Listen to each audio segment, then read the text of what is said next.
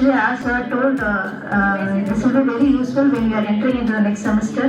When we are taking classes, this will come in useful, and we are sitting together for 2 hours apart from our background work.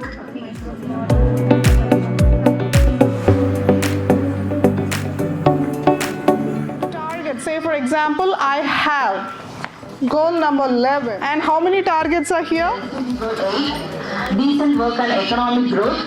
So total number of targets is around 11. So first we find out what are the key for target number 1. We got domestic product growth. Target 2, economic productivity. Target 3, promote development oriented policies. To this SDG, just now I'm learning all these goals, and I have come to know how to map all those objectives with this SDG. Now I'm learning. Thank you.